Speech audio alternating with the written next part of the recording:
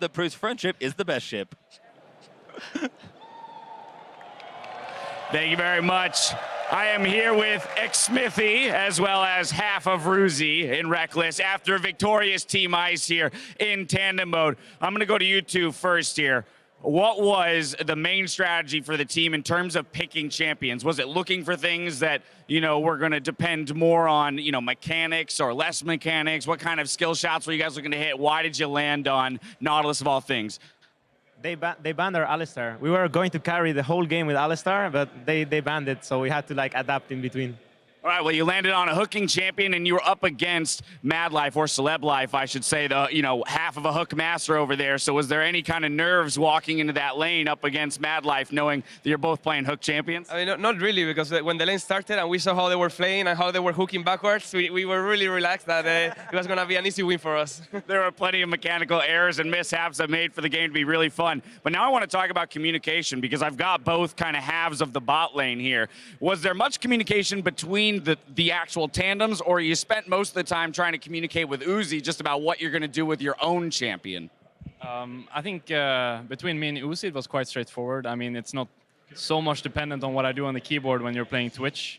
But I think as a team, we were actually communicating quite well. We were even setting up dives at times, even though it's a bit limited because everyone doesn't speak that well in English. But we had some cool plans going into the game and during the game, so it was really fun to play together with these guys. Now, how does this game mode, I mean, obviously there's a lot of differences between this and a normal game of League of Legends, but we saw a 10K gold lead and still fights are going both ways. So, how do you navigate knowing that you have a gold lead, but the fact that really so much of it is going to be about execution and not the number of items that you have?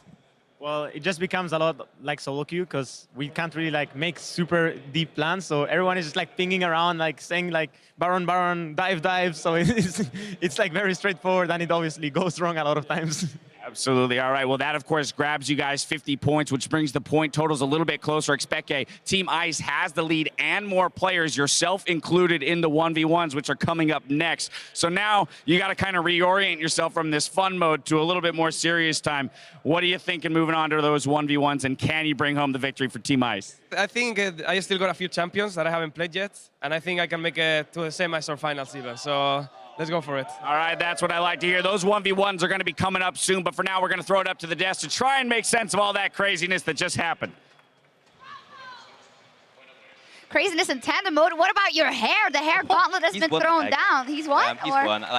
You're the man definitely to crown him. So. Yeah, I mean, he was congratulating me. He was just like, oh, you pushed my boundaries, and then he just brings us out on the final day. Absolutely fantastic. Well, let's make sense of the game. Let's start with that level 1. It's always fun to walk in the jungle with your friends, but you never know what could be hiding there. Let's take a look. Brought to you by Acer, what happened all the way in the beginning. Boom. I mean, the action started straight away. 10 people running at each other.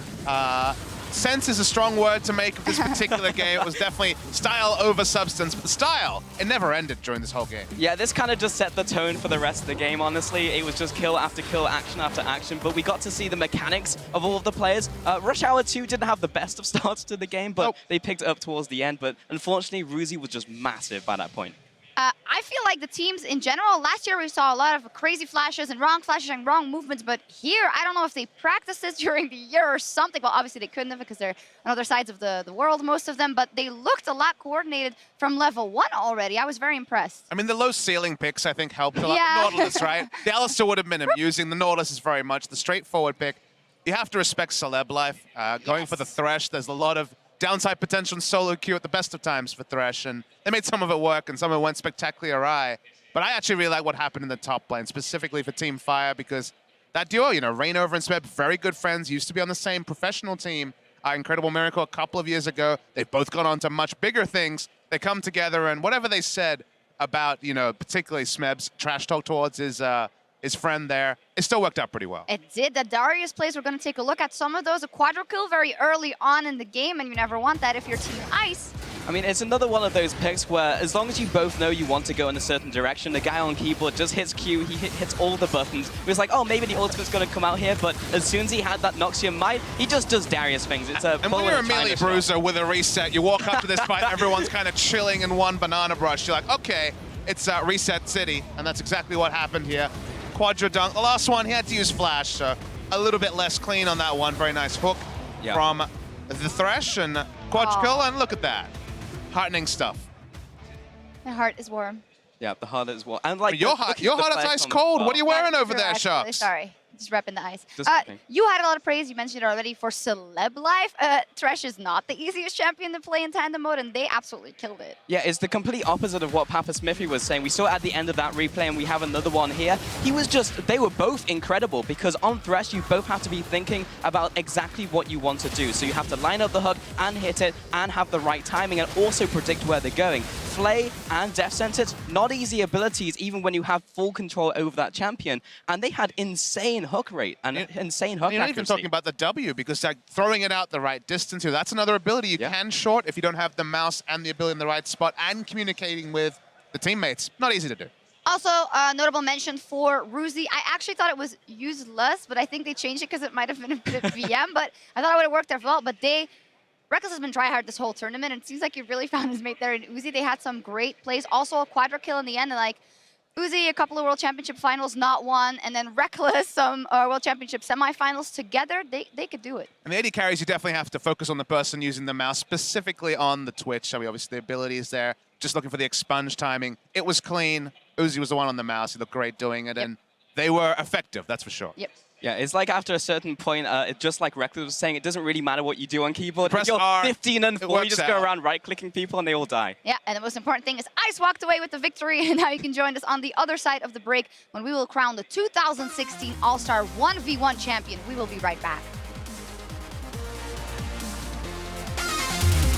Rainbow said you're gonna win.